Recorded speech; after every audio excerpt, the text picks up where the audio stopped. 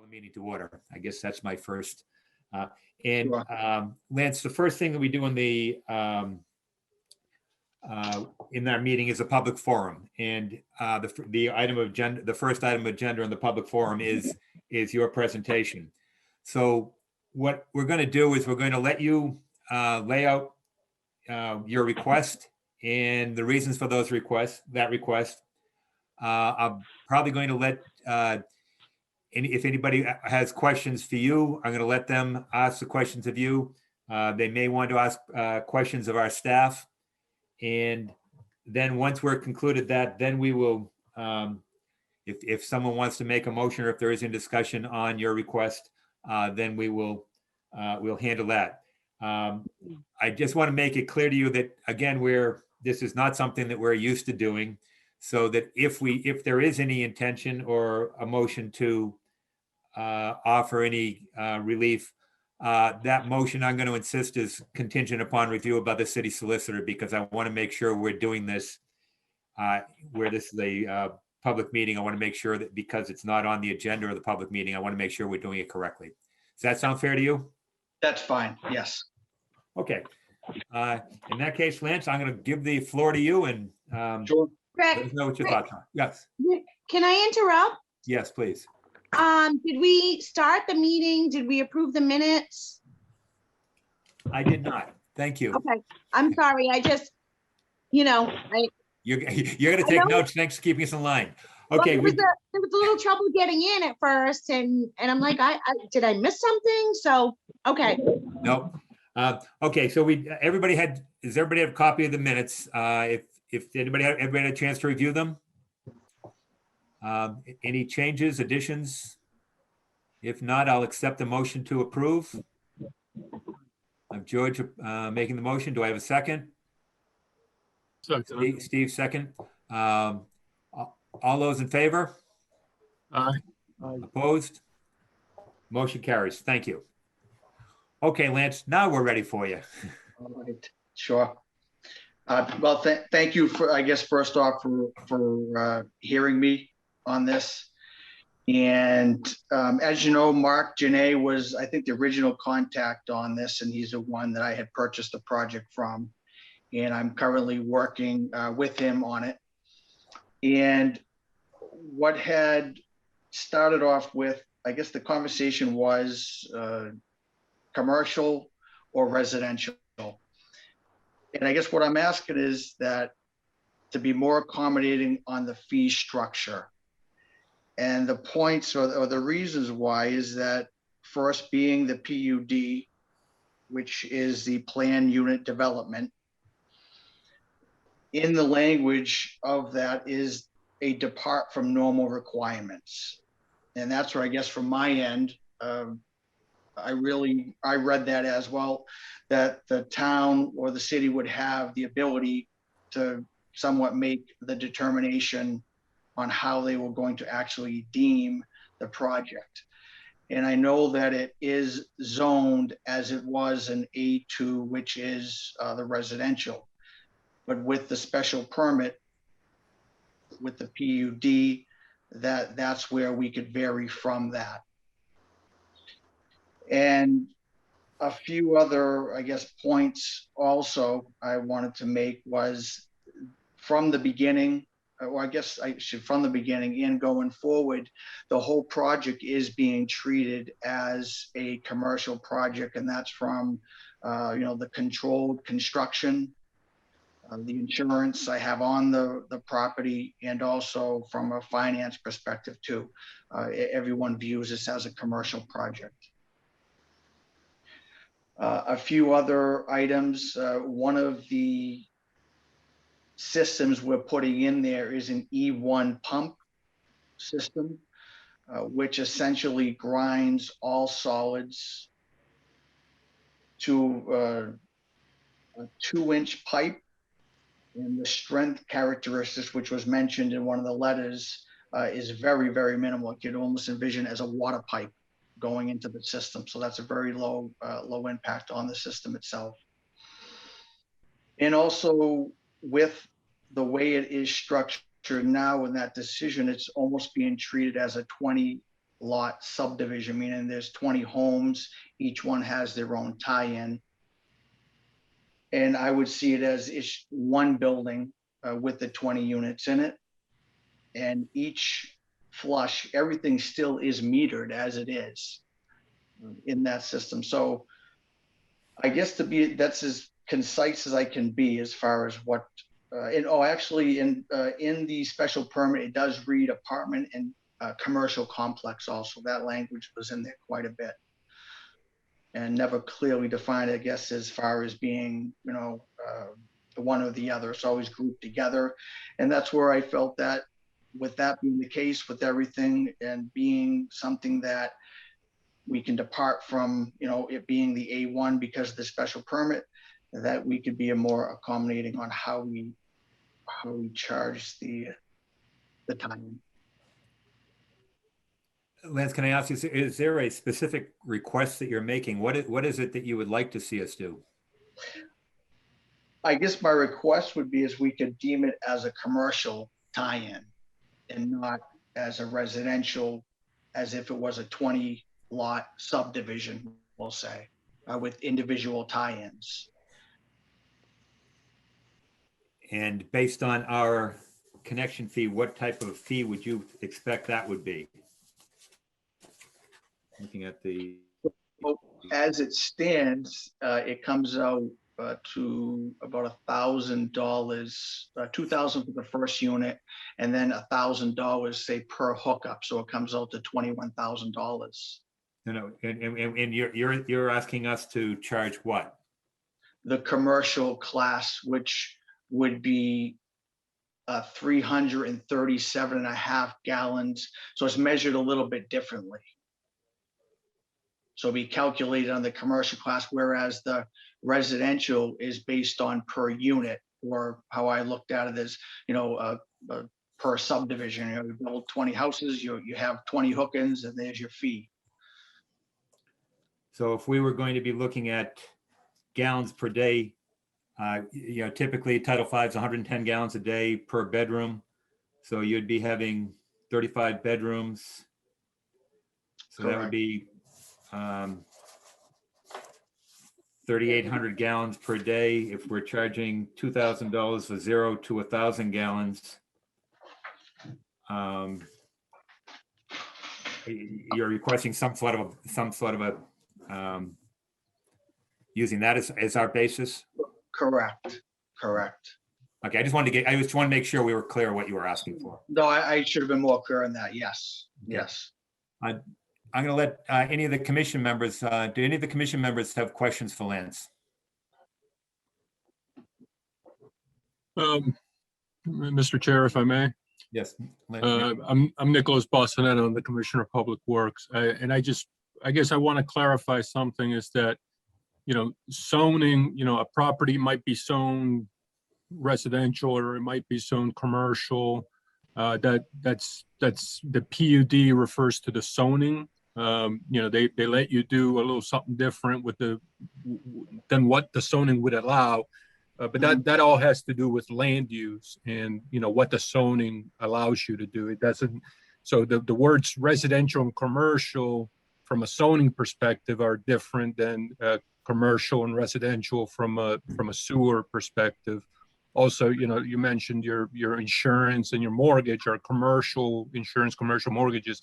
Again, those words mean a little something different in the sewer water world than they do in the finance, insurance, or zoning perspectives.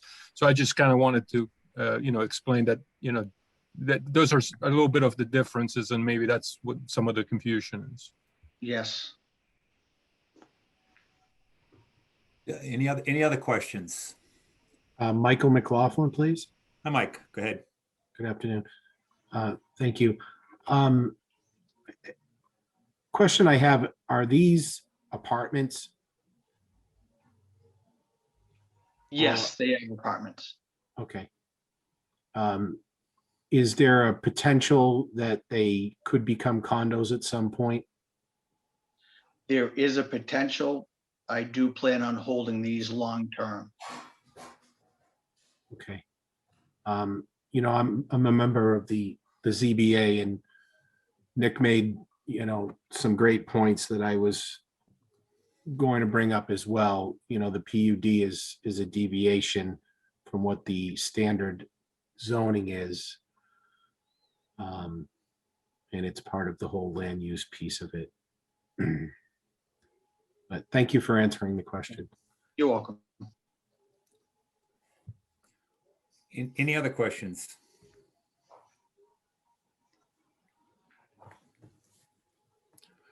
Okay, Jeff, do you want to, does anybody have questions for Jeff? I guess I have a couple of questions for Jeff. Jeff, I know that we've got a number of these planned unit developments in town, a number of condo projects in town, and actually some fairly similar that are potential condominium complexes, but are being used as rentals. Have we, that you're aware of, ever deviated from the connections for residential units, deviated from our connection fees? It hasn't thank you, Mr. Chairman. It has not happened in my term as the deputy commissioner, and I became the deputy commissioner in June of 2014. I reached out to our partners in DPW engineering to see if they could back search the history of sewer connection permits. And there's a tabulation of permit connections that go back further than 2005. But in particular, there was an example I found in 2005 where, and of course, back then, our permit fees have changed. But the point I'm trying to make here is, at least since 2005, the methodology of permit fee determination hasn't changed. There was a 2 buildings, 6 units condominium complex on Litchfield Street. It was a single permit application that encompassed 6 units, 6 occupancy units of condos. And in that permit application, each of the condo units had a allocated sewer connection fee associated with it. So that translates to the comparable in the same methods that we use today, where the only nuance is in our current ordinance, it's $2,000 for residential on a single unit home, or in the case of a multi-unit home, it's $2,000 for the first unit and then $1,000 for each additional unit. So the methodology appears to me from a historical review to be consistent. Okay, and Lance, as you said, this is not there's no prohibition from these being sold as condominiums, is that correct? No, there's no. Okay. No, these will be apartments. Any other questions? John, is that you or no? Nope, I'm good. Okay, then I guess at this point, I'm going to close the public forum and open the meeting. And in consideration of Lance, I guess if anybody would like to make a motion at this point, I'll be happy to entertain a motion. If there's not a motion to alter this, I don't believe a motion's in order. So if someone would like to make a motion that we alter our connection fee for the South Street project, now's the time to speak.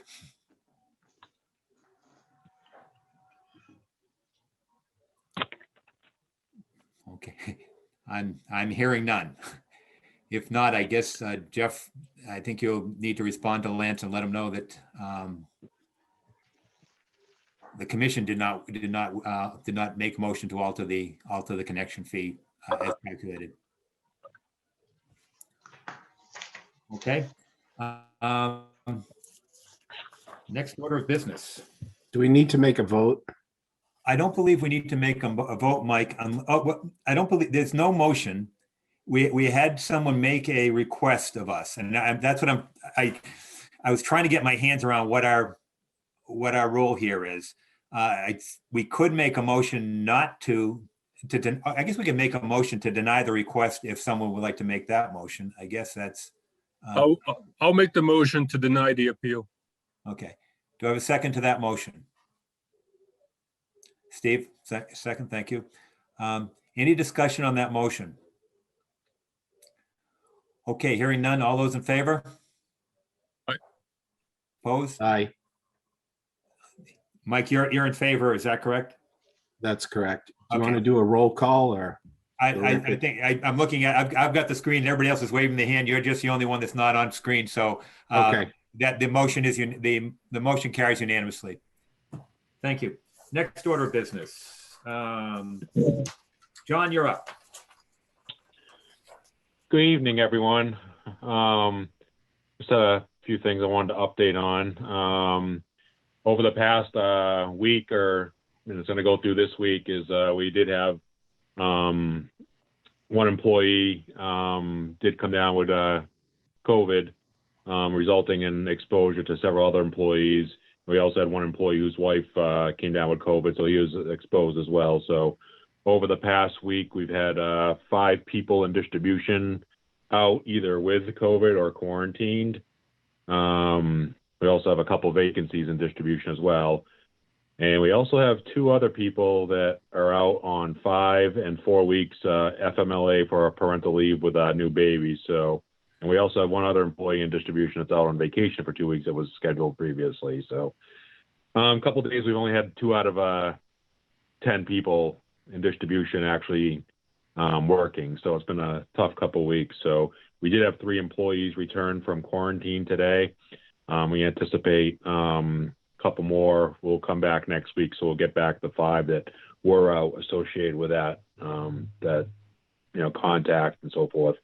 Of course, the people that are out at FMLA, they're not going to return until May 10th.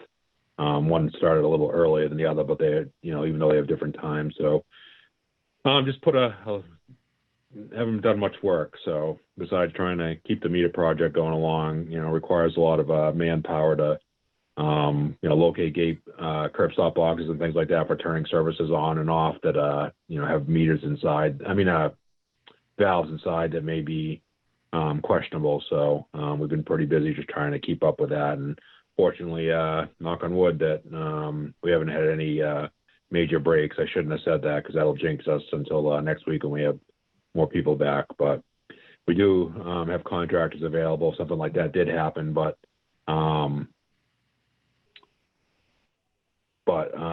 so as of right now, we haven't, had to use them. So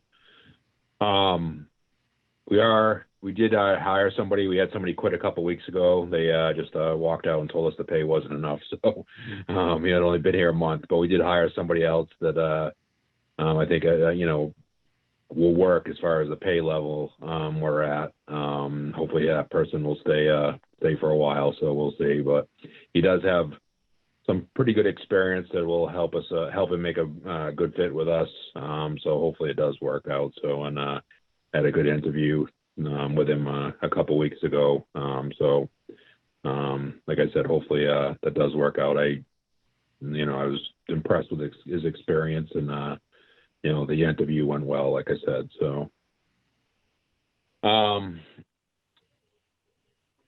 the next thing on my list is the cross connection control program. I know I brought it up a couple times in the past, and we're just not making the headway that we really need to after having a couple of vacancies in that office last year, and we have no luck whatsoever hiring a new head meter person with any experience or the proper licenses, and other water departments are having the same thing, across the board. So people just aren't doing this, and that's managing the cross connection program, which we're required to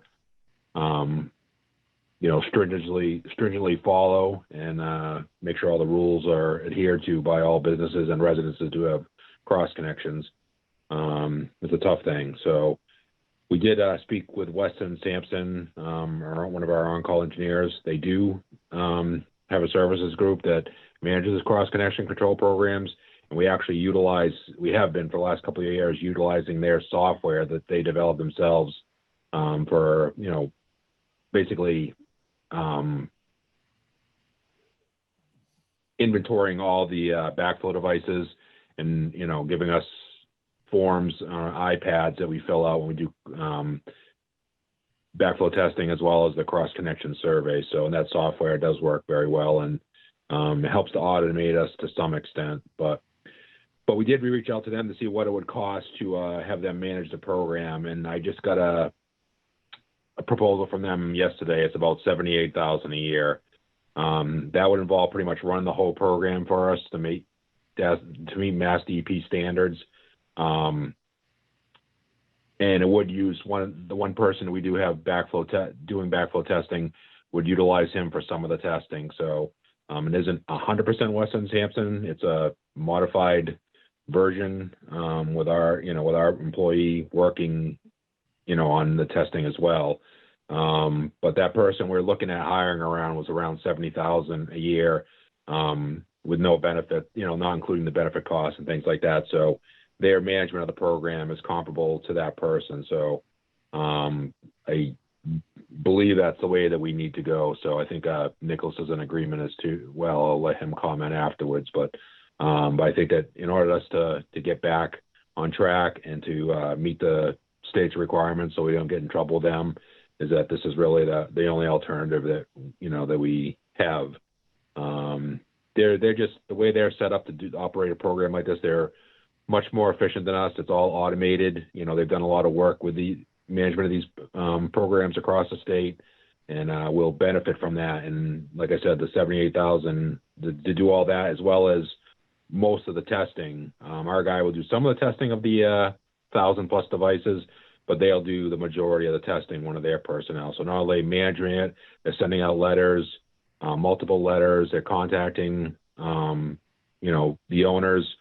And that's something, you know, that we wouldn't have to worry about. So we would have to assist them a bit at times, but for the most part, they'd run the whole thing and, you know, get us on track and keep us on track right along. So I don't know if anybody has any questions on that.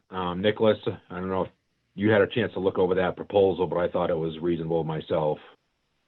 Yeah, John, I definitely looked over the proposal. I think it's great that, you know, you're getting some outside help to plug the gaps in your staffing levels. And like John said, this is, you know, DEP requires us to do this work and we're behind, and, you know, bringing in consultants to help us out. That's exactly why we hired them. So I think it's a great opportunity for us. Thank you.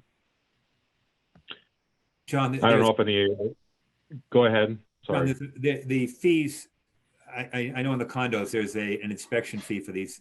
Is that $50 a year? It's $85 for the testing, and it had gone up a little while back, or a couple of years ago. I think when we adjusted the water rates. It's been a while now, but we had kind of figured out what the cost of the program was when I adjusted that fee. And as it turns out, it's still pretty much, you know, it doesn't quite cover everything when you include this plus the other employee, but it comes close to covering that, to running the whole program. So, so we're happy about that.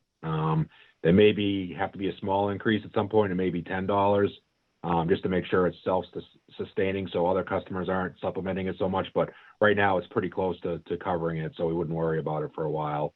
But yes, that's what the fee is now, $85 per year. Thanks.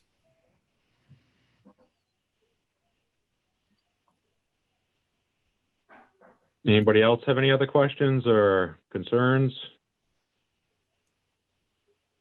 Is this something we need to be making a motion on? I don't think so. I mean, I feel it's under my purview as the deputy commissioner. So, I mean, it's really a no-brainer given what the situation we are and the lack of, despite advertising 3 times for this position, you know, up around the $75,000 mark, and having, you know, not a single qualified applicant apply. You know, we didn't even have one interview after advertising, and all the trade, you know, like Mass Waterworks, New England Waterworks, of course, in the paper, on Indeed, every place. And just, this is where we're at. And I really think that, you know, this is going to allow us to focus on other things. Right now, it's being carried by myself, the distribution system manager, and really Missy and Jen have really picked up picked up some of that, but they're just, I mean, it's just too much, and things are falling through the cracks. Nobody's fault, it's just too much to handle among, spread it out. You need one person, or, Weston Sampson, they'll have one project manager, just make sure that everything's done correctly, as far as paperwork and things like that. And I just don't see any other way of doing it. And since it's not going to really cost us any more than it would have to have that person in that position, I see it as a no-brainer in that respect. So. Good, thanks. All right.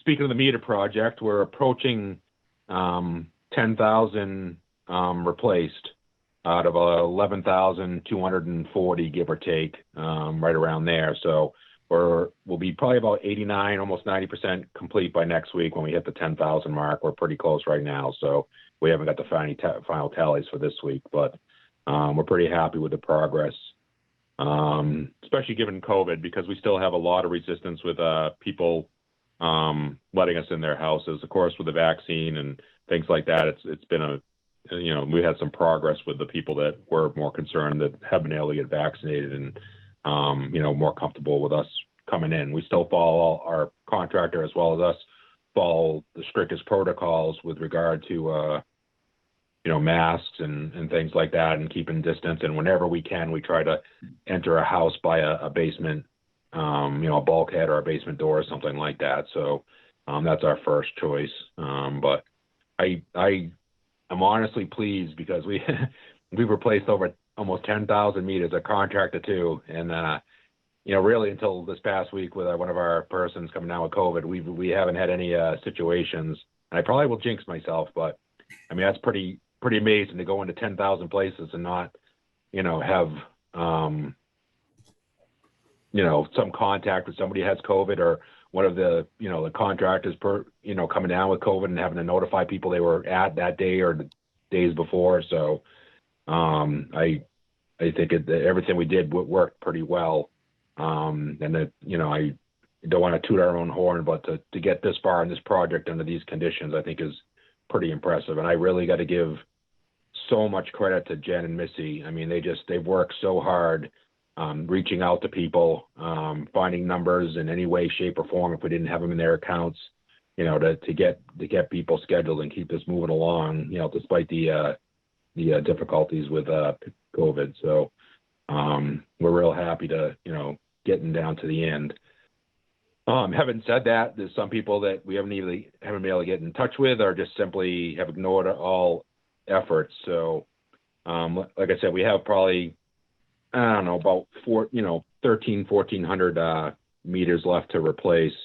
And those are broken down into different sections based on how we used to read them with, when we were walking, actually, house to house. We kept those kind of routes per se, and kept those sections because those were sections of the cities that were read. So the A section, which I should know the exact area, but I don't off the top of my head. But that was the first section that we started with the meter change out. We still have, between 400 and 500, probably about a third of the ones that aren't done in that section. So those are the ones that are going to get the $50 charge that we had talked about before, and hopefully that'll get them to do something. We've been informing people of that. We've sent letters notifying that was the case, multiple letters. So we've really done our due diligence as far as notifying the customers that this was coming. So hopefully, they respond to that at that point. And of course, if they respond, we'll abate, remove that $50 charge if they get their meter, get it changed, get it scheduled. So we're going to work with them. So hopefully the majority of the people won't get that charge. We're not looking to make money off this. We're just looking to attract people's attention because we haven't been able to get it in other ways. So that will be going on with the next billing. So we also have had our guys, Missy and Jen have also been not only mailing additional flyers to the customers that haven't responded, but also have our guys, when we have people available, going door to door, knocking on doors and painting shutoffs. So we've really, it's been a full court press as far as trying to get people to do it. So we couldn't, wouldn't have to, use the $50 charge, but we're basically down to that at this point. So I'm sure some people will be a bit upset, but hopefully, we can get it done despite them being upset. so we can get this project behind us. So that's pretty much for the meter project. I don't know if anybody had any questions on that at all. Questions? Steve? Steve, get unmute yourself. I was just wondering how many people have signed up for that Water Safer program. Not as many as I hope, but Jen, would you have an idea? A couple hundred? Can you hear me? Yep. I checked this morning, there was 305 customers in Yeah. the city, which is like We- we re- 2.3% of our customers.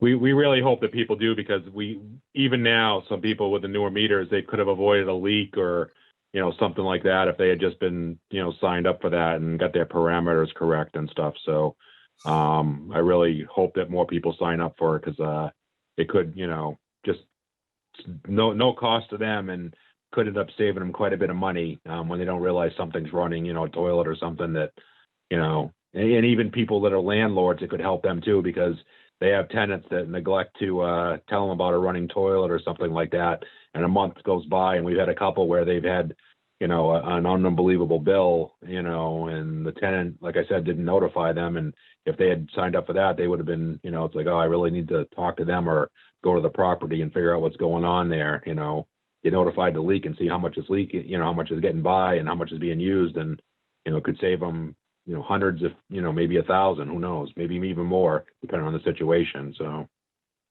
I know I signed up for it and I found I had a small leak and my bills dropped almost $50 a month. Yeah. Really? See? Yeah. Yep. Missy Yeah, and I think. Missy and I push it. I mean, anytime anyone calls, we get their email address, we send them a link right from WaterSmart to their email.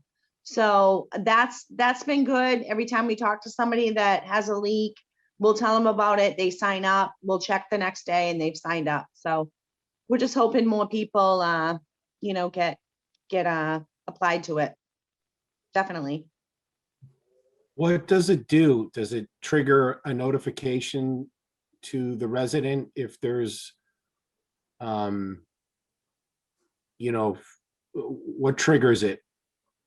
Well, Mike, you would set your own parameters. Once you log in, you would set your parameters. Do you want to be, notified by email, by text?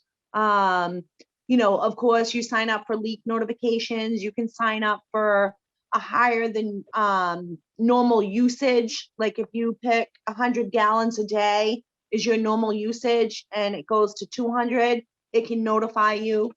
Once it notifies you of a potential leak or anything like that, there's tips on how to check for a leak, dye test in your toilets. It's fantastic. So we really are pushing it. Missy and I, like I said, when anyone calls, we're always telling them about it. So people really need to sign up and look at it. It's great. Thanks for the quick explanation. You're welcome. Yeah, Mike, it's a terrific tool for somebody, that they don't have to think about it, something like that anymore. And, if they go away for a couple of weeks, I mean, we've had people that have gone on vacation and somebody checks on their house and flushes a toilet and it gets stuck, the next thing you know, is a huge bill, because it just, nobody went back for 2 weeks later, or, laundry line, maybe, a washing machine line burst or something like that. They're not home, they could get notified of something like that. Like Jen said, there's different parameters that you can set, and it could really not only save you on your bill, but even save damage to your home. Having that set up. So Sounds great. Thank you. yep. All right. If there's no other questions, I'll go on to my next item. The Narrows Road Hydro Turbine project's been running for a few weeks now. Everything we got all set with, even though it was ready to run, we couldn't run it and set it up until we got the final permits from the state. But everything's going well with that. it seems to work seamlessly as far as generating power and regulating pressure. So my treatment manager, Rick Parvianen, was very concerned about how it would regulate pressure while also generating electricity, and he's ecstatic with it. It works great. So and it's generating some pretty good power. What it was supposed to. It wasn't never going to be a big money maker, but it's going to produce some revenue and help us save a bit on electricity.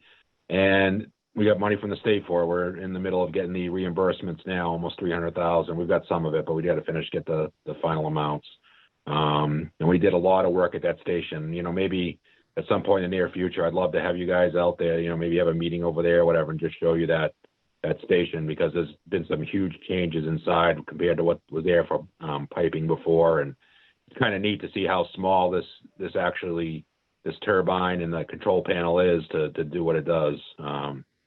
But we're happy with its operation, and now I'm going to be submitting a report as part of the DPW weekly report. So I'll forward that to you and give you some figures on power generation and things like that. So, but just figured I'd let you know that that did come to fruition, and the thing's running and works perfectly well, right as designed. And we got a lot of other work done there. Got the roof done over. Got some extra piping, large, 36-inch piping, PRV removed that was never, hasn't been used in decades.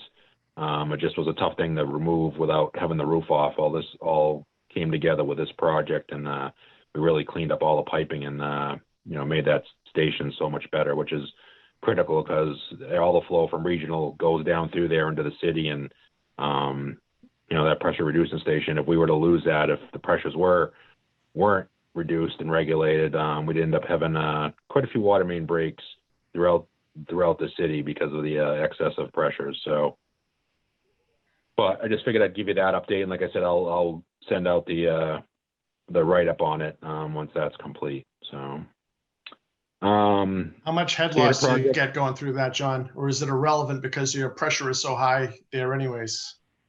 It's irrelevant. I mean, it's not. We really don't have any head loss at all. So. Okay. We have such a reduction. I can't remember the pressure off the top of my head. I want to say it goes from 60 down to like 9. So we're still, we're still burning off that excess pressure. So the head loss really didn't, matter as far as, our system operation. So Nice. yeah. Any other questions on that? If not, I'll go on to the next one. The SCADA project is, moving along. We actually had a meeting yesterday about the design of the screens and things like that. I'm trying to make them as simple as possible compared to what we have now, but while also seeing everything that we need to throughout the system. So we're pleased with Arcadis and how they're going to be setting things up, and we're going to actually see some real screens in the near future, what we'll be utilizing, our treatment operators will be utilizing. So, and it can't come quickly enough because we had a primary programmable logic controller, PLC, at the regional plant go down last week. Luckily, they were able to reset it and get it running again without having to, call in our SCADA people and, do some type of emergency repair. So we're just can't wait to get that completed. Falula is going to be done first, late summer, and then regional will be done, toward November, December, when our flows are the lowest. So we want to make sure that Falula is 100% done, and we also have that transmission main, which I'll talk about in a minute, but we'll have that transmission main completed as well. So with a pump that we have over at the Marshall Regulating Station, which we didn't have before, which is also kind of part of that hydro turbine project, but we now can pump water from the Falula plant into the high system, which we could never do before. That didn't exist. We can't supply the whole high system for days on end, but we would be able to do it for a while with the storage we have at Overlook, along with the pump at Marshall. So we really improved the resiliency of the system, particularly when the transmission main at Falula is done, because that'll provide the additional flows that we can pass through down to the tanks so that we can supply that pump at Marshall fully to pump into the high system. So may never need it, but it really does improve basically the reliability. And if something happened up the regional, or something with a transmission main up there, it's like we can really do a lot of different things now to keep the city in water, for at least a while, with these improvements. So and hopefully that'll give us time to repair whatever happened, could happen at the regional plant and down. So all this stuff comes together really. All these projects, the PRV station, that hydro turbine, like I said, there was all the work done there. The pump at Marshall, the fluid transmission main, and the SCADA project upgrade. They're separate but together as far as really improving how resilient we are with different situations, failures or breaks or something like that in the system. So I'm real pleased that how this has been thought of for years, and that we're actually getting it all done. So I'm really happy about that. So and come next, once the regional plant SCADA is upgraded, it'll be a great relief, because all these projects will be done, and we'll really like I said, be much more foolproof as far as making sure that there isn't a situation where we start to lose water with some areas of the city, with a break or something like that. So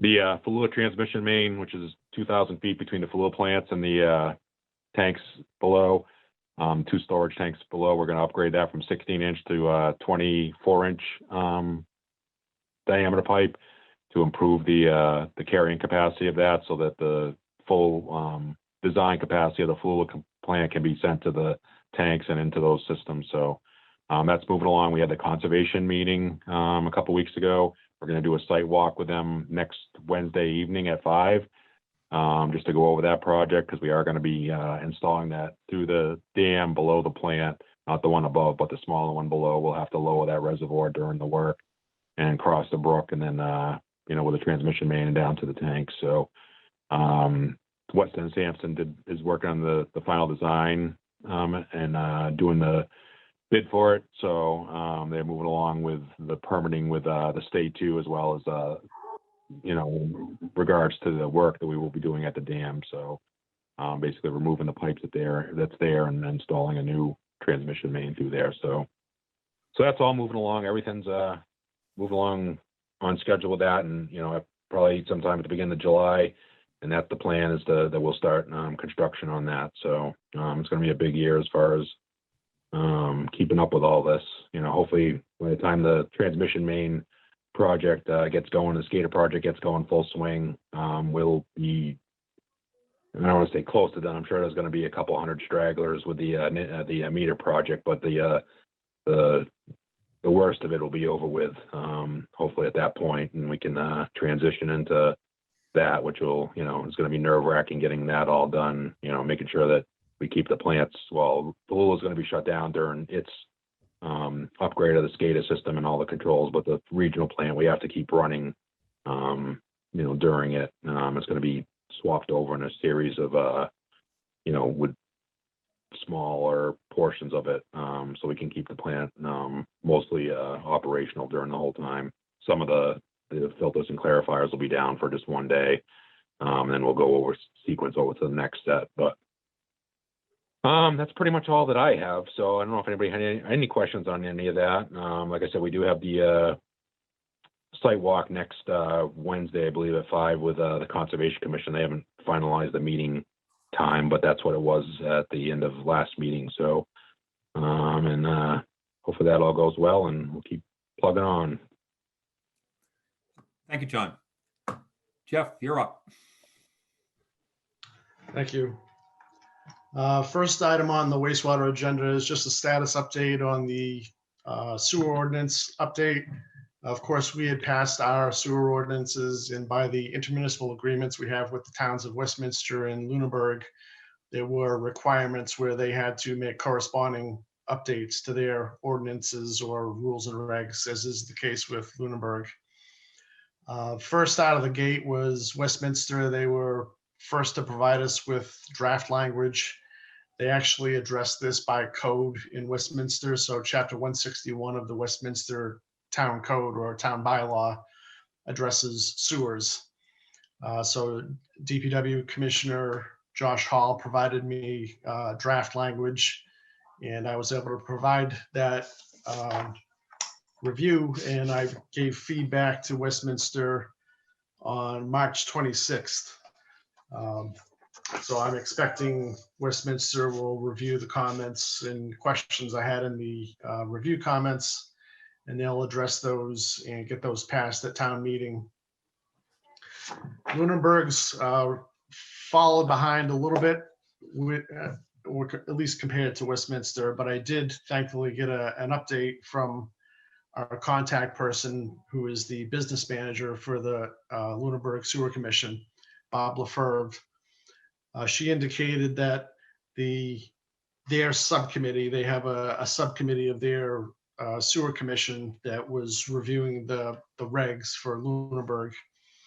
They've drafted up changes, but they want to refer those changes to Lunenburg's town council first before they send them to us for our review. So I'm expecting that later in the month of April or possibly early in May, we'll be seeing draft rules and regs from Lunenburg. So in both cases, I think both communities that we have IMAs with are progressing forward. The second agenda item for waste, again, please interrupt me if there's any questions. Second item on the wastewater agenda is just construction projects updates. We had commenced the most recent sewer separation project in November of 2020. And they were able to do a fair amount of work through the winter season with thanks to the DPW. And also the fact that a lot of what they were doing was very localized spot type work, and also some trenchless rehabilitation, which didn't require opening up the roadways. So that contractor, Jay Polito, has resumed their street work. So we've got trenching excavation work going on now for the project. So again, it seems as though it's moving along quite well. The way that the contract was done up, they have to attain final completion by before mid-September of 2022. And from the construction schedules that we've gotten, it appears that the contractor will be ahead of schedule on the work. The second sub-bullet within construction projects concerns our on-call construction contract. The only loose end task that's carried over from the calendar 2021, excuse me, the calendar 2020 construction season is the Highview Road sewer replacement project. So we had done the trenching work and the open cut excavation repair work and replacement work in calendar year 2020. The contractor has submitted shop drawings for doing the trenchless work, which is cured in place pipeline rehabilitation. And they're also, this week, they've placed restorative loam and seed, because a lot of what we were doing here was not within the paved roadway of Highview. The sewer, because of the ledge condition of this hill, actually ran across front yards, and we've got sewer easements for these properties. So to do the repair work, we didn't relocate the sewer into the street, which would have been extremely costly, because it would have meant quite a bit of ledge work. In construction excavation projects, ledge equals big bucks. So fundamentally, we stayed within the existing layout to rehabilitate and replace failing sections of the sewer line. So we had to repair some driveways, repair some lawns. So that's all going well, and we've had very few complaints from these Highview Road residents. In the CIPP cured in place pipelining work, the preparatory phase for this should be starting next week, beginning next week. That brings me to the last bullet for wastewater. much like John, we've got some staffing concerns. So I think John's had it worse than I have, but I'm starting to get into a bad zone myself.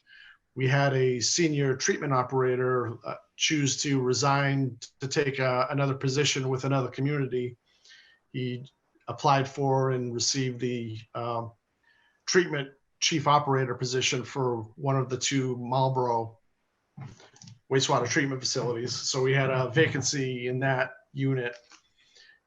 Thankfully, we did have one qualified applicant. We interviewed him yesterday. He interviewed fantastically. The superintendent's going to have a face-to-face with him tomorrow and give him a tour of the East Plant. But if everything goes the way that we hope it will, we'll be extending an employment offer to this gentleman. But similarly, we also have staff members at the treatment plant that will be retiring in fiscal 22. At least one senior operator and at least one operator. We have two levels of operations, treatment operations at the East Plant. So at least one of each will be choosing to retire, possibly two operators, the lower level. So this is concerning. I'm trying to be proactive in outreaching and developing and finding opportunities for talent, but supporting John's point, it's difficult finding talented and credentialed staff to take these positions. We have been working with the school department trying to develop an environmental science program or advance an environmental science program at the high school that's pretty much modeled after the advanced manufacturing program, which is a career path program at the high school. So there's some interest and excitement on that. Our legislators, both the state rep and state senator, are supportive of this program. And if there's any discretionary dollars that could support the public school system on this effort, I think that we have their attention on that subject. This all spurned from our old friend, Carol Brown, who was at one point a sewer commissioner. And she works for the Minuteman High School in Lexington, Massachusetts. And they have an excellent environmental science program that produces graduates that have wastewater operator licensure and water treatment operator licensure, amongst other things. The only downside to that program is it's a very wealthy upper middle class school district, where if we can do something like this, I think that a lot of program graduates from the Fitchburg High School would be happy to go into the work field or going into the working field out of high school. The principal, Jeremy Roach, did a survey of his graduating seniors, and one of the most alarming responses and feedback he got from that survey was that 25%, I'll just repeat it for clarity, of the high school graduating class will be first-time high school graduates in their families. So that kind of speaks to our area socioeconomic demographics. And I think that if we were to get a program like this in Fitchburg, I think that we would have some good opportunities for success. And lastly, I just wanted to comment on the rain barrel program. It is progressing quite well. I think that we have in excess of 70 rain barrels sold. The program buying period is going to extend into early June, and then we'll have the distribution event approximately in mid-June. And with that, I'll ask if any of the commission members have questions. Anybody, you have questions for Jeff? Looks like you're safe, Jeff. Good job. Thank you. Any other business? Okay, our next meeting will be May 12th. Whether we're still on Zoom or at the provincial building, we'll decide later. More than likely, we'll still be on Zoom. And Jeff, if you want to call me, or I think we can just discuss how to respond to the gentleman that was on earlier. Will do. Yeah, just from a public relations point of view, I think we just need to say it nicely anyway. Do you want to talk tomorrow? Yeah, if that's good for you, just give me a call. Okay, sure, will do. Okay, any other business? If not, I'll entertain a motion to adjourn. Make that motion. Have a second. We are adjourned. Thank you, everybody.